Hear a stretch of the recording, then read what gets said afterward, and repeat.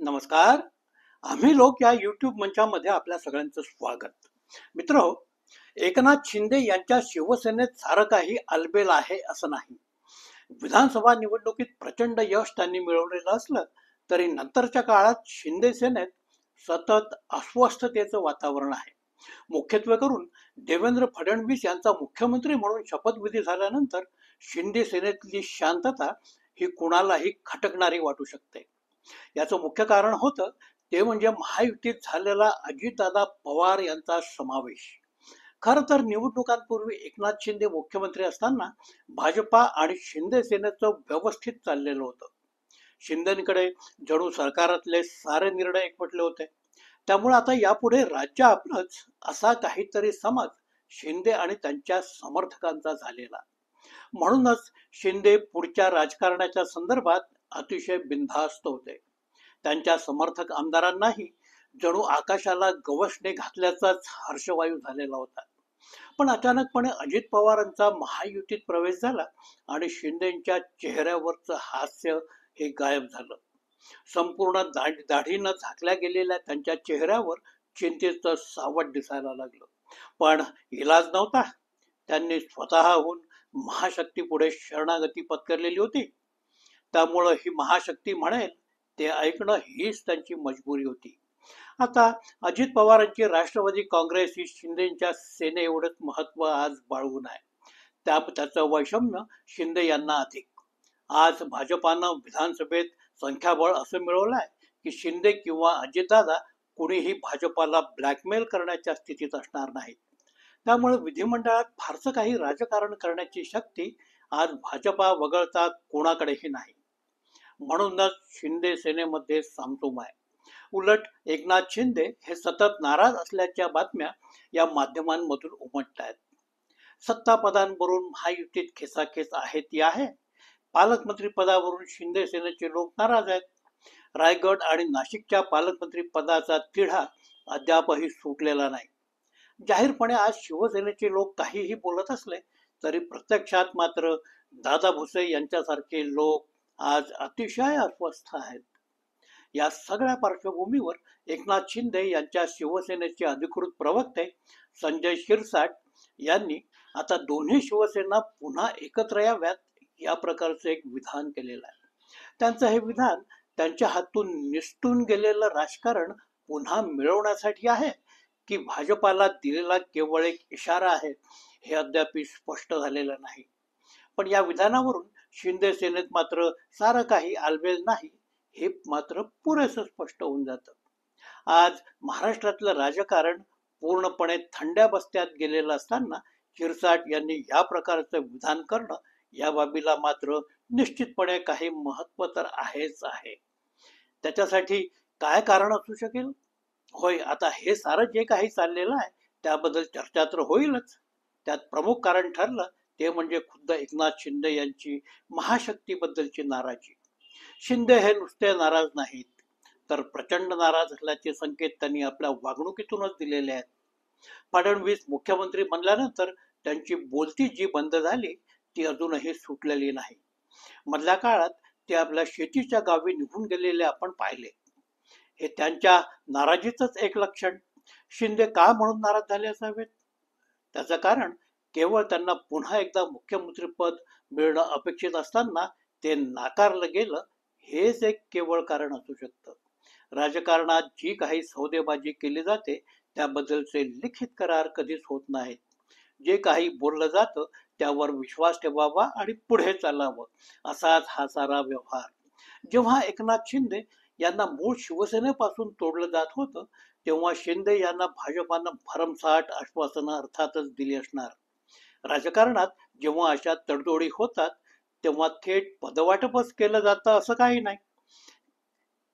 जे काही बोलायचं ते केवळ बोली भाषेतून समजून घ्यावं लागतं. कापूस किंवा मिरची बाजारातले वायदे जसे केले जातात ते अतिशय सांकेतिक असतात. तसंच राजकारणाचं.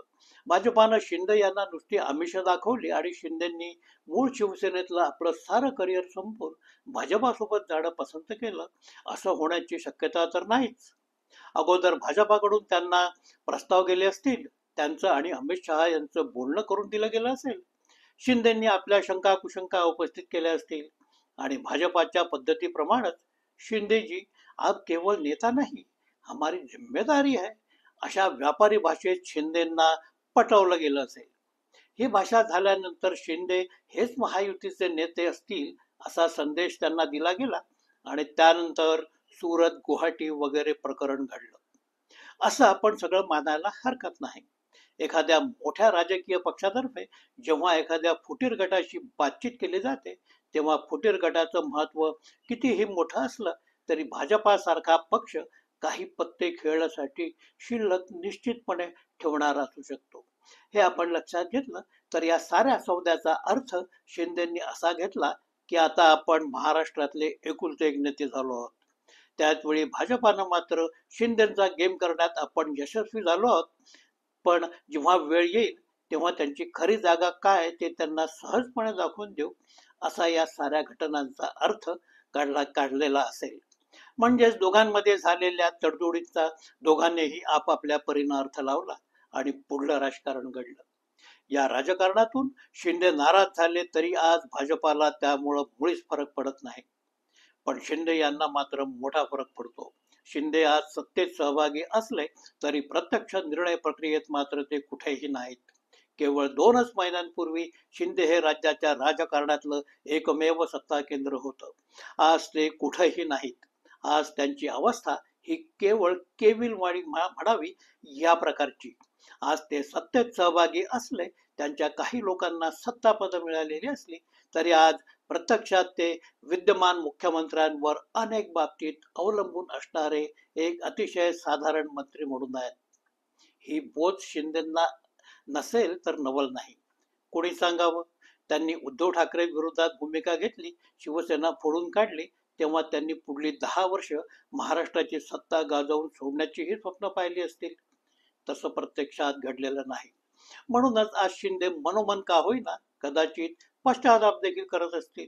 कालपर्यंत ज्या भाजपाचं कौतुक ते महाशक्ती म्हणून करत होते, त्या भाजपाबद्दल आज त्यांचा संपूर्ण भ्रमनिराश झालेला असावा. थोडक्यात शिंदेच्या मनाची स्थिती आज अशी डोलायमान झालेली असेल तर त्यात कुठल्याही प्रकारचं आश्चर्य नाही. संजय शिरसाट यांचं आज जे दोन्ही शिवसेना एकत्र येण्याबद्दलचं विधान आलंय ते सारं या पार्श्वभूमीवर आलेलं आहे. म्हणूनच ते समजून घेण्यासारखं देखील आहे. संजय शिरसाट जे काही बोलून गेले ते उगाच नाही. हे वाक्य ते मुद्दाम जाणून बुजून बोललेले आहेत. त्यांच्या या विधानाला आता पार्श्वभूमी ही आहे ती पुढे येणाऱ्या स्थानिक स्वराज्य संस्थांच्या निवडणुकांची. आजपर्यंत जे कुठलं राजकारण झालं ते झालं. लोकसभा किंवा विधानसभेच्या निवडणुका शिंदे गटानं लढवल्या त्या भाजपाच्या सक्रिय पाठिंब्यानं. म्हणूनच त्यांना एवढं मोठं घवघवीत यश मिळू शकलं. या निवडणुकांमध्ये केंद्रीय निवडणूक आयोगाचा थेट संबंध होता, केंद्रीय गृह मंत्रालयाचा देखील होता. आता यापुढे येणाऱ्या निवडणुका या केवळ स्थानिक स्वरूपाच्या असल्यामुळं कदाचित केंद्रीय यंत्रणांचा फारसा हस्तक्षेप या निवडणुकांमध्ये असणार नाही. या निवडणुकांमध्ये पुन्हा एकदा शिंदे सेनेला मागच्यासारखं यश मिळवता आलं नाही तर महायुतीतलं शिंदे सेनेचं अस्तित्वच डावावर लागून जाईल. त्यातल्या त्यात मुंबई महापालिकेच्या निवडणुकीत शिंदे सेना माघारली आणि उद्धव यांच्या सेनेला चांगल्या जागा मिळाल्या तर साऱ्या शिंदे सेनेपुढं अस्तित्वाचं संकट निर्माण होऊ शकतं. हे सारं भविष्यातलं राजकारण हेरून शिरसाट यांनी उद्धव सेनेची बंद दारं किलकिली करून पाहण्याचा प्रयत्न केलेला आपण पाहतोय. शिरसाट यांचं हे विधान आज खुद्द शिंदे सेनेच्या लोकांनीच फेटाळून मात्र लावलेलं आहे. हे शिरसाट यांचं वैयक्तिक मत असू शकतं अशी प्रतिक्रिया आज शिंदे सेनेकडून आलेली आहे. तर संजय राऊत किंवा अंबादास दानवे यांनी तर गद्दाराविषयी कुठलाही समजवता नाही या भाषेत शिरसाट यांचं हे विधान सपशेल फेटाळून लावलेलं आहे. अशी स्थिती आज आपल्याला दिसत असली तरी ते तेवढंच नाही. राजकारणाचे दोर आपल्या हातून निसटून चालले आहेत या नैराश्याच्या भावनेतून शिरसाट यांचं हे विधान आलेलं आहे हे मात्र तेवढंच नक्की. राजकारणात केव्हा काय होईल हे कुणालाही सांगता येणार नाही, पण आज नाराज असलेले एकनाथ शिंदे आणि भाजपा तसंच अजितदादा यांच्याकडून भविष्यात होऊ घातलेली शिंदेच्या आमदारांची कोंडी हे सारं लक्षात घेता शिंदे सेनेनं आपली प्यादी खेळती ठेवण्याचा निर्णय आता घेतलेला दिसतोय. एवढं मात्र या विधानावरून निश्चितपणे स्पष्ट होतं.